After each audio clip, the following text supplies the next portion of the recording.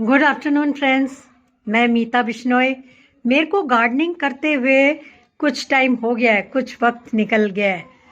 मैं रिटायर हो गई थी, उसके बाद से मैंने ये गार्डनिंग का शुरू किया था। शौक़ तो बहुत पहले से था मगर वक्त नहीं मिलता था। तो आइए मैं अपनी गार्डनिंग एक्सपीरियंस से कुछ सिंपल टिप्स दूंगी आज आपको, जो मेरे को लगता है मैंने कैसे सीखा है। तो वो आप मेरे एक्सपीरियंस से अगर देख सकें तो ज़रूर कोशिश करिए, कुछ अपने गार्डन में भी इम्प्लीमेंट करके देखिए। देखिए, गार्डन में सबसे इम्पॉर्टेंट होता है एक शौक़ और दूसरा पेशेंस। पेशेंस बहुत इम्पॉर्टेंट होती है गार्डनिंग में। इनफैक्ट गार्डनिंग पेशेंस सिखाती भी है, क्योंकि प्लांट्स ओवरनाइट ग्रो नहीं करते। ये एक प्लांट दिखाती हूँ, बोनसाई, जो करीब 15-20 साल पुराना है। ये एक और बोनसाई है, ये भी काफ़ी पुराना है। तो बोनसाई को देख के ही पता लगता है कि कुछ पेशेंस चाहिए होता है। कुछ फ्लावरिंग प्लांट्स होंगे जो आपको इमीडिएट रिस्पॉन्स दे देंगे, रिजल्ट दे देंगे। 3 महीने में इनका फ्लावरिंग पीरियड भी हो जाता है, सीड्स भी बच जाते हैं, प्लांट्स की ग्रोथ भी हो जाती है और ये ख़त्म भी हो जाते हैं। आप सीड हार्वेस्ट करके नेक्स्ट सीज़न के लिए रख सकते हैं। मगर ज़्यादातर प्लांट्स में जो पेरिनियल होते हैं, जो पूरे साल चलते हैं, उनके लिए आपको पेशेंस बहुत ज़रूरी है। तो ये 2 चीज़ें हैं। चलिए इनको सबसे पहले इन्हीं को डिस्कस करते हैं। तो पेशेंस तो आपने देख लिया। दूसरा वाला हम लोग लेते हैं कि सॉइल इम्पॉर्टेंट होती है। अगर गार्डनिंग करनी है तो आपको सॉइल का बहुत ध्यान रखना पड़ेगा। कैसी सॉइल आप ले रहे हैं। अगर आप सॉइल का ठीक कॉम्पोजिशन बनाने लग गए तो आपको गार्डनिंग में बहुत ज़्यादा टेंशन्स या प्रॉब्लम्स नहीं फेस करनी पड़ेगी। कम प्लांट्स मरेंगे और हेल्दी भी रहेंगे। जब हेल्दी रहते हैं, प्लांट्स रिस्पॉन्स अच्छी देते हैं, तो आपको गार्डनिंग में और ज़्यादा इंटरेस्ट आता है। तो चाहे वो पेरिनियल प्लांट्स हों, एनुअल प्लांट्स हों, आप उनमें मिट्टी भुरभुरी लें, पानी डालें और पानी निकल जाए। अगर पानी टिक जाता है किसी भी रीज़न से तो प्लांट बहुत जल्दी ख़राब होते हैं। ओवर वाटरिंग एक मेजर रीज़न होता है जिसकी वजह से आपके प्लांट्स ख़राब होते हैं।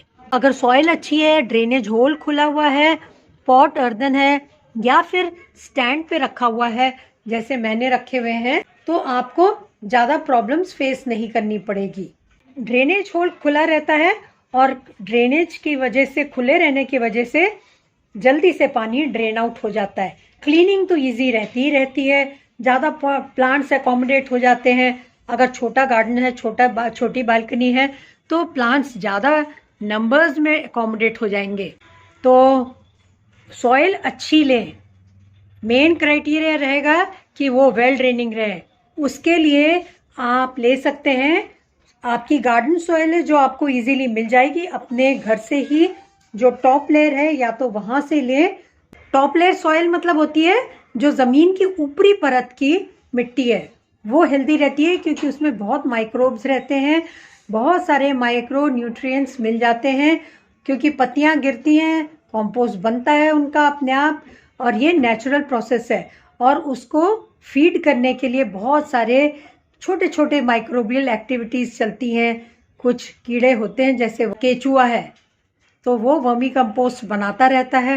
तो ऐसे बहुत सारे माइक्रोबियल एक्टिविटीज़ चलेंगी जिसकी वजह से ये सॉइल हेल्दी रहेगी। सॉइल के साथ साथ आप ले सकते हैं कुछ सैंड के अंश, कुछ पार्ट ले सकते हैं आप कोकोपीट जो मार्केट में अवेलेबल होता है, और साथ में पत्ती की खाद। पत्ती की खाद नहीं मिल रही है तो ड्राइड लीव्स को अच्छी तरह क्रश करके वो मिट्टी में मिला सकते हैं, और गोबर की खाद, और धीरे धीरे चल के आप बहुत सारी और चीज़ें ऐड कर सकते हैं। परलाइट ऐड कर सकते हैं, वर्मी कंपोस्ट आपको मिलती है बाज़ार में, लीफ मोल्ड मिलती है बाज़ार में, तो बहुत सारी चीज़ें मिलती हैं। मगर मिनिमम से शुरू करें। और प्लांट्स के लिए अगर कंटेनर ढूंढें, नेक्स्ट पॉइंट है, तो कोशिश करें अर्दन पॉट ढूंढें। अर्दन पॉट जो होते हैं वो प्लांट्स के लिए बहुत अच्छे रहते हैं। प्लांट्स ब्रीथ कर पाते हैं, इजीली ग्रो कर पाते हैं। वैसे प्लास्टिक भी बहुत बढ़िया रहता है। नेक्स्ट इम्पॉर्टेंट पॉइंट है कि आप इनको कहाँ रखते हैं, लोकेशन क्या है इनकी। गर्मियों में शेड में रखें, सर्दियों में भी थोड़ा सा प्रोटेक्शन दें अपने प्लांट्स को, थोड़ी सी केयर करें, देखें, अंडरस्टैंड करें प्लांट्स को कि कौन सा प्लांट किस जगह ज़्यादा अच्छे से ग्रो कर रहा है। तो मेरे को लगता है कि सर्दियों में एक्सट्रीम टेम्परेचर, चाहे सर्दियाँ हों चाहे गर्मियाँ हों, थोड़ी सी प्रोटेक्शन अगर दे देते हैं तो प्लांट्स बहुत अच्छे रहते हैं। आप अपने घर में माइक्रो एनवायरनमेंट को मैनेज करने के लिए अपना west facing, east facing, north या south facing balconies, terraces, garden को भी अरेंज कर सकते हैं अकॉर्डिंगली।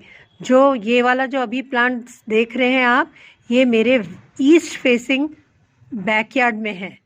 तो यहाँ पर सुबह का सूरज मिलता है जो बहुत स्ट्रॉन्ग नहीं होता गर्मियों में भी, और सर्दियों में भी यहाँ पर ऊपर पेड़ हैं तो इनमें पाला नहीं पड़ता। तो इसका माइक्रो एनवायरनमेंट प्लांट्स के लिए बहुत अच्छा रहता है। तो मैं कुछ प्लांट्स जैसे कोई डेवलप कर रही हूँ, सीडलिंग्स बना रही हूँ या छोटी सैपलिंग्स हैं, तो इनको बैकयार्ड में रखती हूँ ताकि इनको बहुत तेज़ धूप दोपहर की या सेकेंड हाफ की ना मिले। जो फ्रंट गार्डन है मेरा वो वेस्ट फेसिंग है, उसमें ढलता सूरज आता है, सेकेंड हाफ आता है, तो सेकेंड हाफ के सूरज में बहुत ज़्यादा हीट होती है जिसकी वजह से प्लांट खराब हो जाते हैं। तो जो वेल डेवलप्ड हो जाते हैं यहाँ से मैं शिफ्ट करके इनको सामने ले जाती हूँ।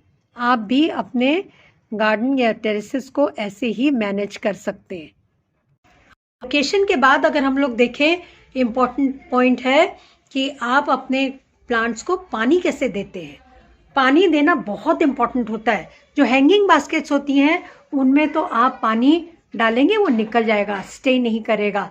तो इसमें एक और चीज़ है, इसमें रेगुलरली पानी डालना भी पड़ता है क्योंकि पानी निकल जाता है इसमें से। तो दोनों चीज़ें हैं, फ़ायदे भी हैं तो थोड़ा सा इसमें एफर्ट भी लगता है कि इसको रेगुलरली वाटर करना पड़ता है।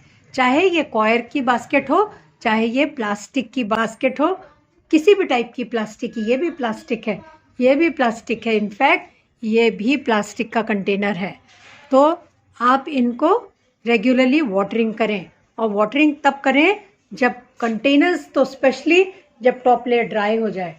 टॉप लेयर ड्राई मतलब होता है आप चेक करें, टच टू ड्राई, आपको टच करना पड़ेगा कंटेनर को। ऊपर की परत अगर ड्राई है थोड़ी सी, तब आप पानी डाल सकते हैं। पानी डालना बहुत इम्पोर्टेंट होता है। अब नेक्स्ट पॉइंट हम लोग देख लेते हैं कि फर्टिलाइज कैसे करते हैं।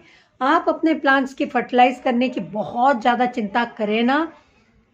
आप साल में 2 बार भी अगर फर्टिलाइज करते हैं, सिंपल काउडंग मैन्योर या वर्मी कंपोस्ट से, वो भी एनफ हो जाता है। और धीरे धीरे आपको सब पता लग जाएगा कि कौन से प्लांट्स ऐसा फर्टिलाइज़र लाइक करते हैं, तो आप अकॉर्डिंगली उसको फर्टिलाइज कर सकते हैं। शुरू में आपको बस ये ध्यान रखना है कि पानी करेक्ट हो और फर्टिलाइज़र कम डालें। ज़्यादा से हो सकता है ख़राब हो जाए, कम से कभी भी कोई प्रॉब्लम नहीं आएगी। तो ये सिंपल 4-6 पॉइंट्स हैं। मेरे को लगता है अगर ये सिंपल पॉइंट्स ध्यान में रखें तो आप गार्डनिंग शुरू कर सकते हैं और आपको ज़्यादा प्रॉब्लम फेस नहीं करनी पड़ेगी। Thanks for watching.